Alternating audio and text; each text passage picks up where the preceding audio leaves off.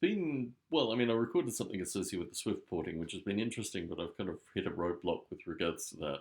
And I'm debating what I need to do, like whether or not every few years I have this view that if I rewrote this in another language, this being the Ape SDK, if I moved it from C to, for example, Python, as I'm thinking about currently, what would that actually mean? Well, it means not a huge library, but certainly a library of some volume that needs to be tested. It becomes a language problem. I've thought about this with regards to Java too.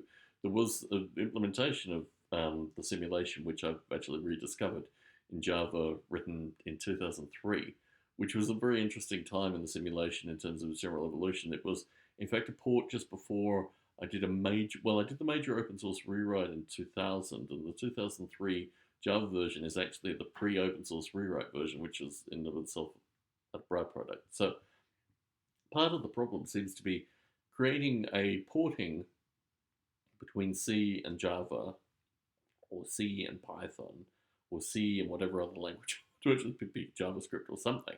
Um, and I always thought of this as a like a programming problem. If I could write a generic language that could then be translated to C or Python, so much the better. In fact, it would be really useful to actually create a generic language that could be ported in any direction, Python to Java, Python to C, what have you. And that has been a problem space which I've kind of entered into in various times.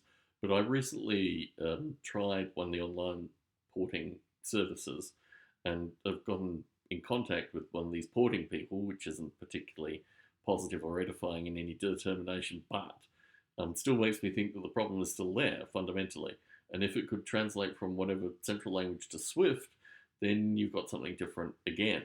And I periodically have conversations with people about Swift, and actually rewriting it in Swift might make some sense to some, some population of potential users. But here again, we're dealing with a simulation which is more than 27 years old now. It'll be 28 years old in this coming June.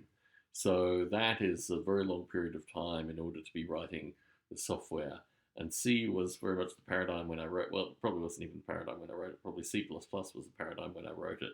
And I mean, although the code is relatively object-oriented, certainly it doesn't embrace an object-oriented language, and you may argue that that is actually a necessity with regards to certain aspects of this thing. So anyway, putting this YouTube video out just to say this is my thinking currently. And if any of you have any particular musings, please abuse the comment section accordingly.